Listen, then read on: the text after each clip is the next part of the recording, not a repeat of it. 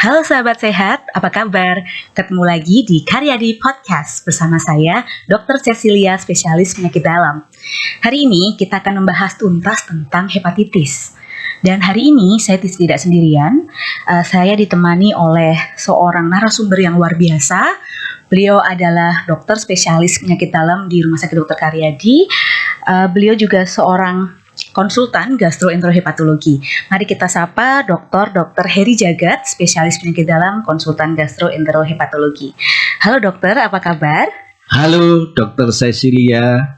Halo sahabat sehat Rumah Sakit Karyadi. Ya, selamat datang dok di Karyadi Podcast. Ya, terima kasih Dr. Cecil. Hari ini kita mau bahas tentang pertanyaan-pertanyaan yang banyak ditanyakan oleh sahabat sehat Karyadi, terutama tentang hepatitis, dokter. Karena ternyata masih banyak sahabat sehat Karyadi ini yang belum paham tentang hepatitis. Gitu, oke. Untuk pertanyaan pertama nih dok, apa sih sebetulnya itu hepatitis dan apa saja penyebab utamanya? Monggo dok. Iya, pertanyaan yang baik sekali dan perlu saya kira diketahui oleh sahabat sehat Karyadi semua. Hepatitis itu awal mulanya dari kata hepar dan itis. Hepar artinya liver. Liver sama dengan hati. Tepatnya organ tubuh kita di sebelah kanan atas dari perut, ya, bagian perut. Itis artinya meradang. Jadi kalau ada hepatitis, artinya secara harfiah gampangnya adalah hatinya meradang. Ya, jadi tapi bukan meradang ditinggal pacar loh ya. Jadi hatinya meradang artinya ada suatu jejas, boleh arti lesi sedikit di dalam sel hati yang berjuta-juta banyaknya di organ hati yang 1,5 kilogram milik manusia. Baik, jadi suatu peradangan di hati ya dok ya. Ya. Untuk penyebabnya itu biasanya apa dokter? Jadi mengapa sampai hati ini bisa meradang? Tentu ada sebabnya. Penyebab paling banyak, paling sering dan merupakan problem atau masalah kesehatan, khususnya di negara-negara berkembang termasuk Indonesia. Peradangan itu disebabkan oleh virus nomor 1, namanya virus hepatitis. Kita mengenal banyak virus hepatitis, ada A, ada B, ada C, ya, ada D, ada E, bahkan sampai G, ya. Tapi yang paling populer 5, A, B, C, D, dan E. Ini yang paling populer sebagai penyebab virus hepatitis.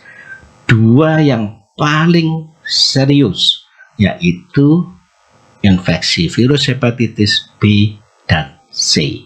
Karena ini akan meninggalkan bekas dan komplikasi yang akan mengganggu, yaitu liver cirrhosis, sirosisnya mengeras atau livernya mengeras, bahkan bisa menjadi kanker hati. Jadi 2 fokus ini yang paling penting untuk diketahui selain 3 yang harus dikenali. Ya. Yeah. Selain virus hepatitis, dokter, apakah ada penyebab lain selain virus hepatitis yang bisa mengakibatkan peradangan pada hati? Iya. Selain virus hepatitis tadi sebagai penyebab terbanyak di negara-negara berkembang, termasuk Indonesia, sekarang hepatitis juga diwaspadai karena banyak disebabkan oleh karena bukan virus. Apa itu? Yang paling penting adalah kondisi metabolik, ya, kondisi kegemukan atau disebut dengan perlemakan hati. Ya, jadi awal mulanya perlemakan hati. Tidak menimbulkan radang, tetapi apabila dibiarkan bisa menimbulkan peradangan sehingga menyebabkan juga komplikasi kronik yang akan juga berujung kepada hepatitis kronik, liver cirrhosis, dan kanker hati.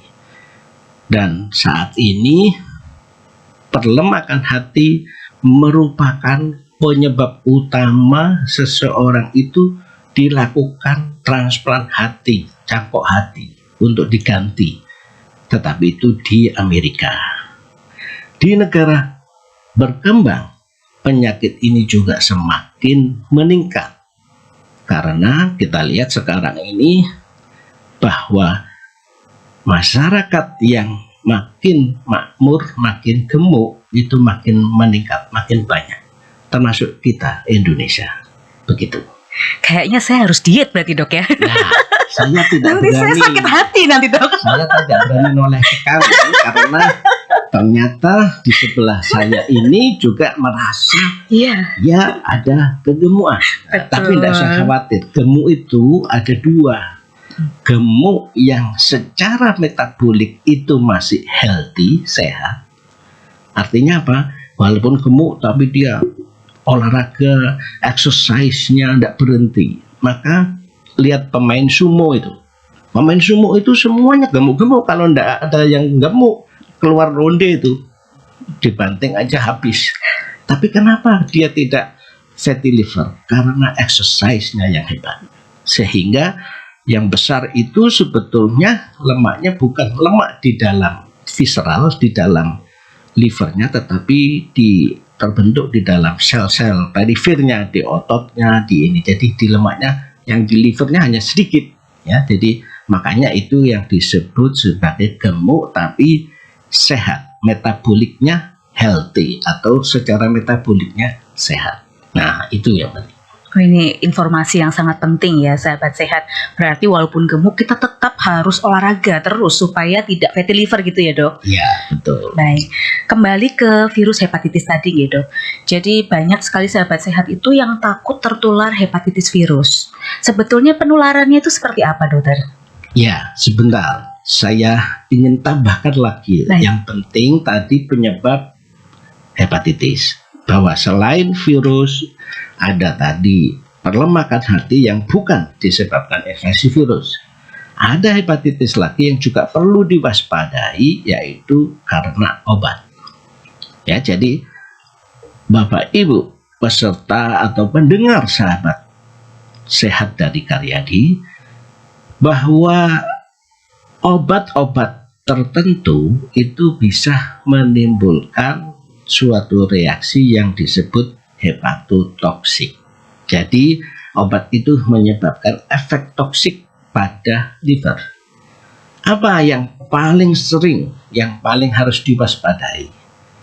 Contohnya adalah obat penyakit kronik tuberkulosa, TBC, ya, yang pasiennya harus minum obat sampai 6 bulan. Komponen dari obat TBC itu bisa menyebabkan hepatotoksik. Ini efek samping, bukan efek utama.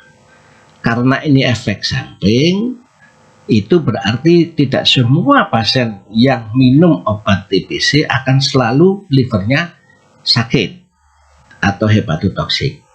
Ada sekelompok pasien, tetapi itu punya potensi, ya. Jadi namanya efek samping itu, ya. Jadi bukan efek utama. Efek utamanya ya bagus untuk menghilangkan bakteri atau kuman TBC di paru. Tapi karena butuh intensif, memang butuh 6 bulan, ya harus diminum 6 bulan. Nah, di sini yang penting adalah monitor. Dimonitor bahwa obatnya itu tidak menimbulkan efek samping pada hati. Itu yang penting, dan itu banyak. Jadi hanya sedikit yang mempunyai efek samping. Yang kedua, harus hati-hati ini. Jadi obat-obat yang diminum jangka panjang selain obat-obat tadi tuberkulosa. Karena setiap obat itu juga mempunyai dampak di metabolisme di hati. Sehingga tidak semuanya itu hatinya mampu memetabolisme. Obat-obat tertentu itu juga bisa menyebabkan efek toksik.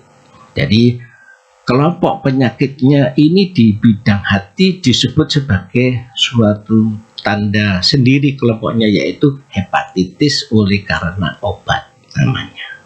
Nah, jadi tadi kalau kita bicara hepatitis ternyata penyebabnya banyak sekali ya. Jadi tapi 4 poin tadi itu menurut kami yang perlu diketahui oleh para pendengar podcast ya.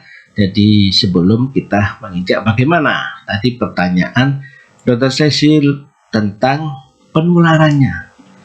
Jadi pada prinsipnya tadi kita mungkin nanti akan membatasi dulu saja Dr. Cecil pada fokus hepatitis virus dulu supaya nanti para pendengar ini ketagihan mendengarkan yang lain pada podcast berikutnya ya gitu ya. Jadi tidak semuanya, karena kalau semuanya nanti habis waktunya dan belum tentu bisa diserap dengan baik. Jadi kita fokus dulu pada hepatitis penyebabnya virus.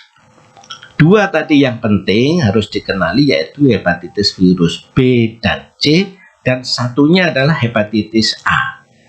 3 ini perlu dikenali dengan baik karena 2 hepatitis B dan C itu menyebabkan masalah serius komplikasinya, sedangkan yang hepatitis A ini seringkali menyebabkan kondisi outbreak atau wabah atau KLB.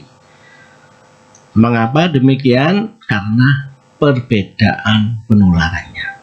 Jadi kalau hepatitis A itu penularannya melalui makanan dan minuman yang terkontaminasi dengan virus hepatitis A.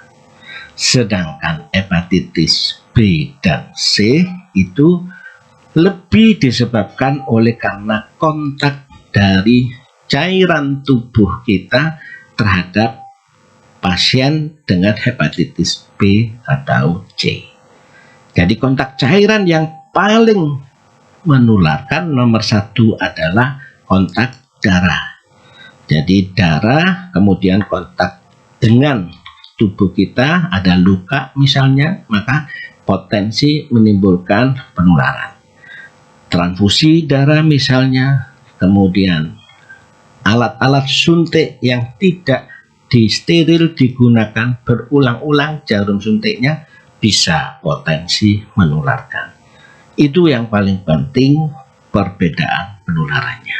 Baik, jadi kalau pasien dengan hepatitis B dan C nih dok, salaman dengan kita nggak ketularan kan dok? Ya, jadi tadi sudah saya sebutkan bahwa yang paling berpotensi menularkan kontak cairan dan paling tinggi adalah kontak darah.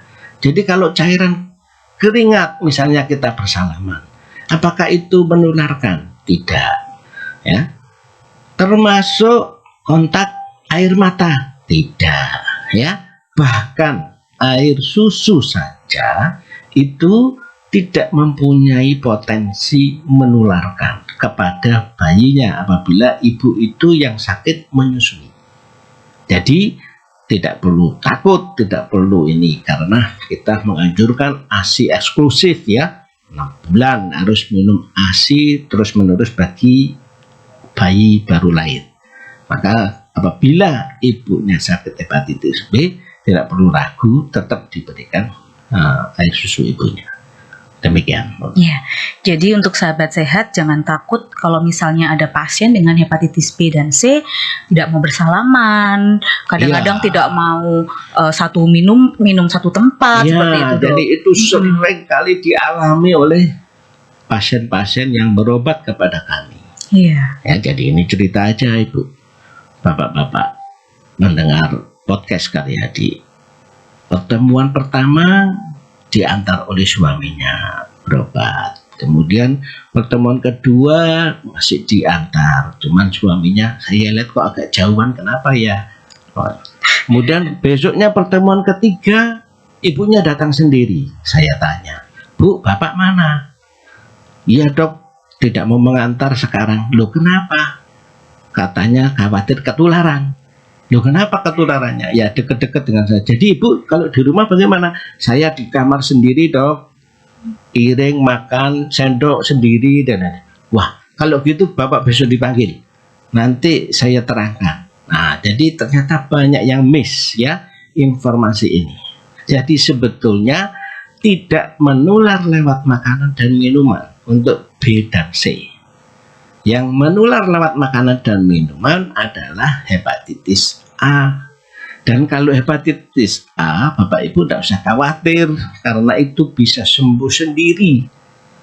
90% sembuh sendiri. Kecuali yang berat yang harus rawat inap. Tapi yang membahagiakan juga kalau hepatitis A dibandingkan B dan C adalah dia tidak akan menimbulkan akibat kronis. Komplikasi kronis tidak ada hepatitis A. Karena apa? Tidak akan menimbulkan seperti B dan C, hepatitis kronik. Bahkan liver cirrhosis, sirosis hati, bahkan sampai kanker hati. Jadi kalau hepatitis A tidak. Jadi hepatitis A itu problemnya hanya menularannya cepat, biasanya itu bersifat outbreak atau wabah. Misalnya kalau ada suatu tempat sumber makanan minumannya sama, biasanya ini anak kos ya, jadi anak sekolah. Itu pada musim-musim kemarau pergantian dengan ini penghujan atau kemarau panjang itu umumnya agak naik kasus hepatitis A karena itu tadi kurang higienis ya, dari makanan dan minumannya terkontaminasi oleh virus hepatitis A, kemudian dimakan akhirnya terjadi kesakitan, dan orang lain yang makan makanan yang sama dari sumber yang sama, jika daya tahan tubuhnya lemah bisa berpotensi ketularan juga. Sehingga seringkali datangnya bersamaan tadi, makanya disebut sebagai outbreak atau wabah. Untungnya biasanya umumnya tidak menimbulkan kematian, tapi banyak yang sembuh sendiri atau self-limited disease ya. Jadi yang bisa sembuh sendiri asal daya tahan tubuhnya baik, istirahat, kemudian konsumsi makanan nutrisi yang cukup, biasanya akan membaik. Demikian Dr. Cecil. Ya, jadi kalau hepatitis A itu satu jajan, yang sakit semua gitu dok ya? Iya, jadi itu makanya harus hati-hati yang tempat-tempat yang memang menjadi jujukan untuk makan bersama, baik itu asrama, pondokan, kemudian lembaga penampungan, ya itu semua memang higiene sanitasinya harus bagus supaya tidak menjadi sumber infeksi. Betul, ya. Baik. Kemudian ini ada pertanyaan selanjutnya dok. Bagaimana dengan ibu hamil dengan hepatitis B atau C? Itu kan bisa menular tuh dok ke bayinya. Jadi sebaiknya bagaimana kalau dia hamil gitu dok? Ya, jadi ibu hamil ya yang juga diketahui ternyata mempunyai infeksi virus hepatitis B, maka ini menjadi sasaran ya. Sekarang ini pemerintah itu mempunyai program untuk mengeliminasi hepatitis B di bumi ya, di seluruh dunia. Dan ini kebetulan ini Dr. Cecil, sekarang ini kan bulan Juli. Ya. Nanti 28 Juli itu kita mengenal sebagai Hari Hepatitis Sedunia. Maka acara ini sangat penting, sangat berhubungan sekali dengan penggiatan awareness. Jadi kewaspadaan masyarakat agar mengetahui dengan baik. Karena temanya apalagi tahun ini hepatitis D atau hari hepatitis itu temanya adalah we are not waiting. Ya, jadi kita semua tidak boleh menunggu. Menunggu apa? Menunggu sampai orang yang terinfeksi itu bergejala. Jadi semua yang belum pernah dites harus dites. Jadi harus dites hepatitis B-nya ada apa tidak. Karena apa? Karena sering tidak bergejala. Yang kedua, ibu hamil. Ibu hamil semua tanpa kecuali selama hamil harus dilakukan screening tes. Ada tidak hepatitis B dengan periksa HbSAg-nya. Dan itu saat ini sudah menjadi program pemerintah di seluruh puskesmas, di seluruh posyandu. Harapannya supaya menemukan ibu-ibu yang HbSAg-nya positif ini diketahui lebih awal. Itu tadi temanya. We are not waiting. Tidak boleh menunggu. Kenapa? Karena kalau ibu yang positif hepatitis B ini tidak diketahui, maka kehamilannya itu sangat berisiko untuk bayinya. Bayinya itu akan berpotensi tertular virus hepatitis B yang akan dibawa pada saat persalinan, terutama pada waktu bersalin. Ya, penularannya melalui persalinan karena ada perlukaan pada ibu, ya, pintu jalan lahirnya ada perlukaan. Nah, disitulah potensi penularan itu terjadi yang paling besar. Oleh karena itu, bagi yang diketahui ibu hamilnya positif, maka harus diberikan pemeriksaan lanjutan untuk diberikan obat pencegahan penularan.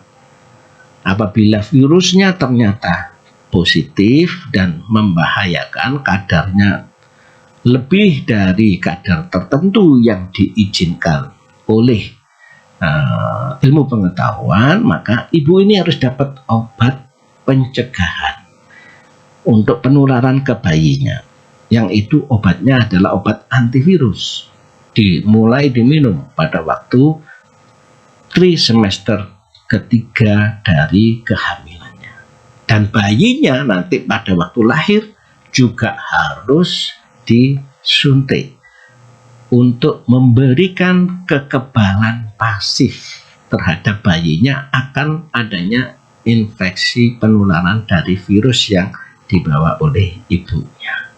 Nah, jadi ini pemerintah sekarang itu mengalokasikan, ya, program ini dengan dana yang khusus yang diberikan kepada seluruh posyandu dan puskesmas, ya.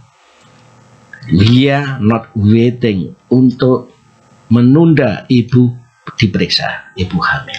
Begitu pula bayi yang pertama kali lahir dari ibu yang sehat pun, maka juga demikian. Jangan lupa diberikan vaksinasi untuk hepatitis B.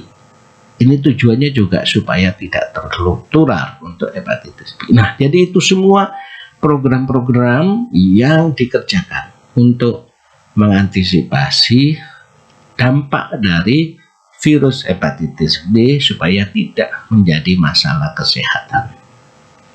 Ya, jadi ditanggung BPJS, Dok, ya. Screeningnya free ya, Dok, ya. Ya, jadi untuk pemeriksaan ini bukan hanya BPJS tapi masuk dalam program pemerintah. Program pemerintah melalui puskesmas dan posyandu. Jadi dilewatkan melalui posyandu dan puskesmas seluruhnya, itu program dari pemerintah. Jadi free, Bapak Ibu, tidak perlu takut. Nggak usah khawatir ya, Dok, ya. Takutnya disuruh beli vaksin atau gimana, enggak ya, Dok? Ya, apalagi vaksinasi itu sudah menjadi program untuk bayi sejak tahun 1997, ya. Itu di seluruh provinsi di Indonesia itu mulai diterapkannya untuk vaksinasi hepatitis B, ya, pada populasi, pada bayi. Sasaran utamanya adalah bayi. Oke. Selanjutnya nih dok, tadi kita sudah bicara tentang apa saja penyebabnya, kemudian bagaimana penularannya, selanjutnya bagaimana pengobatannya dokter. Apakah hepatitis B, C, dan hepatitis A tadi sudah dijelaskan bahwa memang dia self-limiting ya, jadi bisa sembuh sendiri. Untuk B dan C ini bagaimana dokter? Iya, jadi ini yang penting juga dicatat dan diingat oleh seluruh pendengar podcast Karyadi. Kalau kita terinfeksi hepatitis A, tidak usah khawatir. Tadi 90% asal gizinya cukup, nutrisinya baik, daya tahannya baik, itu sembuh sendiri ya. Istirahat, makan cukup, gizi cukup, biasanya akan konvalesen atau sembuh ya. Bagaimana kalau terinfeksi virus hepatitis B dan C? Ini juga demikian. Saat ini tidak perlu khawatir. Karena apa? Semuanya bisa diobati. Yang pertama untuk hepatitis C. Ya, hepatitis C ini apabila diketahui positif dan segera ke tempat layanan. Bagaimana supaya tahu ada infeksi apa tidak? Karena sering tidak bergejala, maka harus tes. Siapa yang harus tes? Semua penduduk yang lahir di Indonesia ini sekali seumur hidupnya harus pernah tes.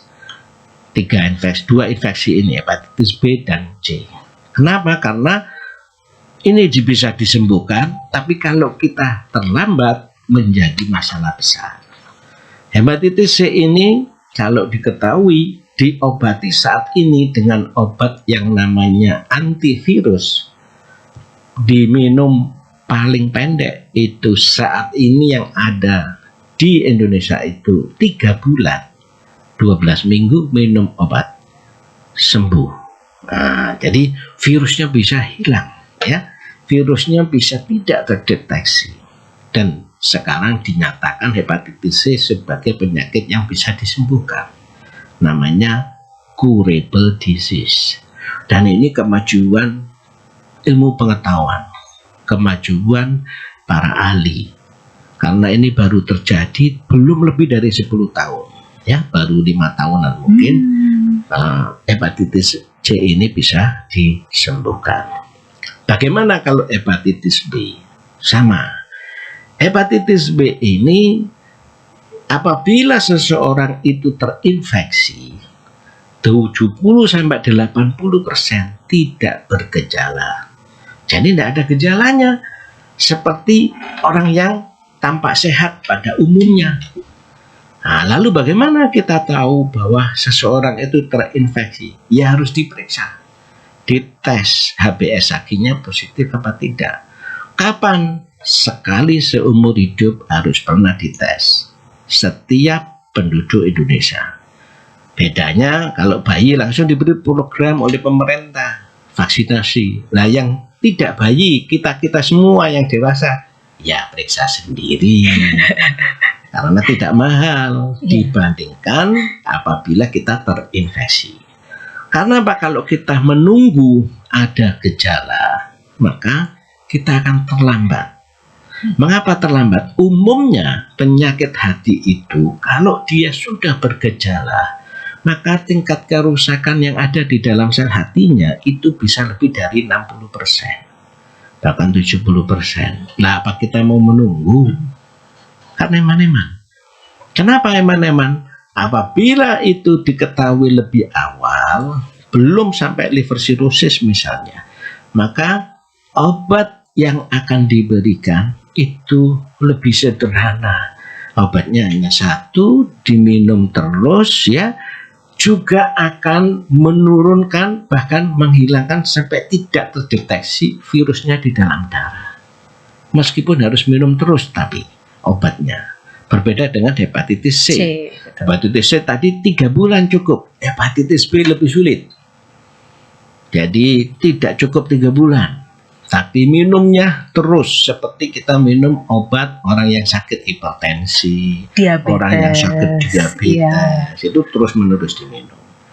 Nah, sampai hari ini para ahli pengetahuan menemukan obat itu yang bisa diberikan berefek jangka panjang dan aman. Dan itu sudah sangat membantu untuk apa? Mencegah supaya tidak terjadi liver cirrhosis, livernya mengecil. Yang paling penting dituju adalah mencegah terjadinya kanker hati. Dan mereka yang sudah minum obat ini, insya Allah itu akan terbebas dari yang cirrhosis maupun kanker hati ini. Ya, walaupun tidak 100%, tetapi setidaknya jauh lebih besar, 200 kali lipatnya daripada orang yang virusnya masih ada. Nah, itu tingkat kemanjuran obat antivirus untuk hepatitis B. Selain obat yang diminum, ada obat yang disuntik juga. Tapi harus diberikan 1 tahun, disuntikkan seminggu sekali. Nah, sejak adanya obat yang diminum ini, popularitas obat yang disuntikkan ini menjadi turun. Karena ya siapa sih yang kalau ditawari pilih mana obat suntik atau obat minum, pasti semuanya pilih obat Sakit, minum. iya dong. Ya. Tiap minggu. Tiap minggu lagi disuntik. Ya, jadi tapi ada keunggulan dari obat yang disuntik ini. Salah satunya bisa lebih tinggi menghilangkan HbS-Ag-nya daripada obat yang minum. Hanya itu kelebihannya. Tapi juga ada kelemahannya karena tidak semuanya yang disuntik itu juga berhasil untuk bisa menghilangkan HbS-Ag-nya. Sehingga pada akhirnya kemudian harus dilanjutkan dengan obat minum juga. Gitu. Demikian kira-kira.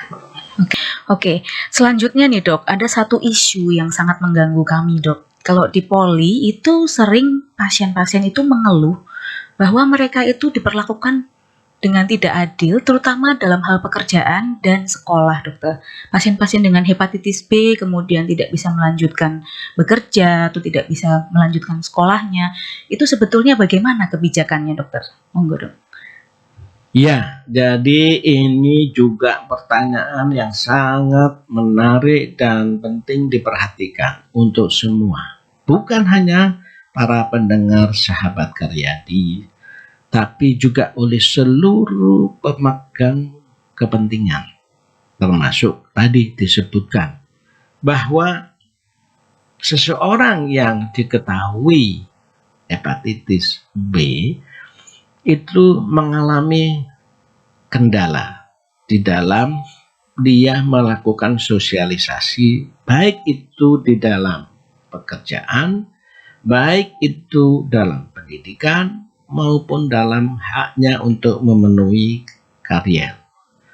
Akibat label hepatitis B tadi. Sebetulnya ini sudah mulai harus kita kampanyekan, kita sosialisasikan kepada seluruh masyarakat termasuk pemangku kepentingan. Kenapa? Karena ketakutan, persepsi diskriminasi ini sesungguhnya didasari oleh tidak update-nya keilmuan, tidak update-nya pemahaman terhadap kemajuan terapi saat ini. Dulu memang demikian. Orang yang dengan HbS-Ag positif, virusnya kadarnya tinggi, kemudian dia mendapatkan batasan-batasan untuk berinteraksi, khususnya di dalam interaksi-interaksi yang berpotensi menimbulkan penularan. Tapi dengan sekarang ini kemajuan pengobatan dan kemajuan deteksi untuk menilai tingkat infeksi, sekarang hal itu tidak perlu lagi. Kenapa demikian? Karena tadi dengan ditemukannya obat saat ini yang mampu menurunkan virus sampai tidak terdeteksi di dalam pembuluh darah, di dalam darah, maka alasan pembatasan-pembatasan itu tidak menjadi rasional. Ya, jadi pada prinsipnya semua pasien, semua kelompok masyarakat, semua yang menderita HbS-Ag positif itu mempunyai hak yang sama untuk mendapatkan pendidikan, pekerjaan, dan kemampuan karier yang sama dengan orang yang tidak terinfeksi. Ini yang penting adalah kapasitas fungsi hatinya baik. Nah, ini yang perlu digarisbawahi. Kenapa kapasitas fungsi hati yang digunakan sebagai parameter? Karena tidak semuanya orang yang terinfeksi itu kapasitas fungsi hatinya turun. Ya, jadi kapasitas fungsi hatinya itu hanya akan turun kalau dia mengalami liver cirrhosis. Tapi kalau dia tidak ada liver cirrhosis, ya, maka sebetulnya kapasitas fungsi hatinya baik, sama dengan orang normal. Nah, justru ini yang banyak. Jadi ini yang banyak dialami oleh para pasien, khususnya yang masih usia produktif, ya, masih sekolah, karena mau melanjutkan pendidikan tinggi ke luar negeri misalnya. Kemudian dilakukan screening test, HbA1c-nya positif, dengan alasan itu ditolak. Mestinya tidak. Harusnya dicek dulu. Tidak cukup hanya diperiksa HbA1c saja, tapi harus dilanjutkan pemeriksaannya lebih detail sebelum melakukan justifikasi tadi. Jadi pada prinsipnya itu pemenuhan haknya tidak berkurang. Tapi kalau sudah mengalami sakit, sebetulnya bukan hanya hepatitis saja. Semua kalau memang organ utamanya mengalami penurunan, ya pasti akan terbatasi haknya. Ya, jadi misalkan contohnya orang sakit diabetes yang sudah kronik, ya, gulanya tidak terkontrol baik, kemudian komplikasi kroniknya tinggi, ya, sampai misalnya matanya juga ini, jantungnya juga, maka dia apakah juga sempurna seperti orang sehat? Tidak. Dia pasti akan mengalami pembatasan aktivitasnya. Betul. Sama dengan yang lain. Tetapi tidak cukup hanya HbA1c positif, itu yang perlu ditekankan. Jadi yang sering ini kan HbA1c positif itu digunakan sebagai alasan tanpa melihat lebih jauh. Itu yang tidak boleh. Nah, jadi ini yang perlu dikomunikasikan, disosialisasikan. Dan pengalaman kami sebagai profesional itu sudah sering saya memberikan justifikasi medik, keterangan medik bahwa pasien dengan kondisi ini berhak mendapatkan pekerjaan, karir sama dengan orang sehat. Alhamdulillah beberapa bisa terpenuhi dengan surat keterangan ini.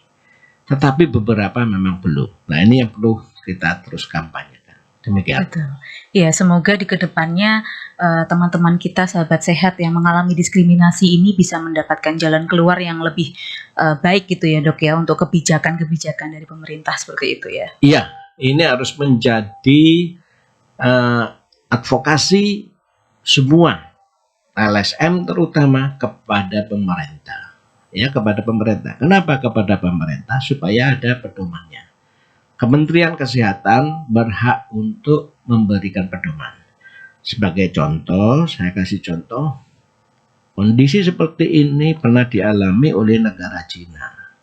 Dan di Cina sekarang apabila ada dokter yang meminta pemeriksaan HbA1c saja untuk pelajar yang mau melanjutkan pendidikan tinggi atau untuk employment, para pekerja yang akan mendaftar melamar pekerjaan, itu surat izin prakteknya dokternya itu dicabut oleh Kementerian Kesehatan. Itu perlindungannya sampai dicabut, sampai sejauh itu perlindungan di Cina. Mengapa ini terjadi? Karena Cina adalah salah satu negara yang seperti Indonesia, pasien hepatitis B-nya sangat banyak. Nah, ya, jadi itu perlindungan negara, ya, perlindungan negara. Di Amerika sama. Bahkan di Amerika ada suatu komisi, ya, HAM namanya, yang melindungi secara tertulis hal seperti ini. ada MOU-nya, baik itu oleh Kementerian HAM-nya dengan pendidikan.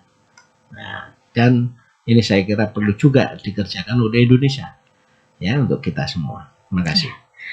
Oke, sebetulnya masih banyak nih dok pertanyaannya, tapi karena kita dibatasi oleh waktu nih dok, jadi sepertinya kita mesti ada ini ya dok, podcast seri 2 kayaknya ini. Ya, iya, saya yakin pendengar audien podcast Karyadi belum terpuaskan, dan nanti kita bisa jumpa lagi di dalam seri berikutnya.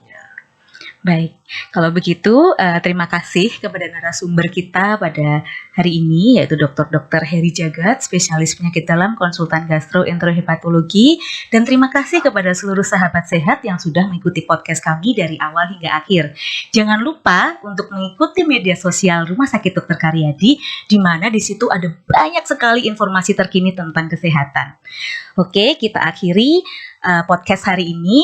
Host dan narasumber undur diri dengan salam Karyadi, bangga melayani. Dadah, sampai ketemu.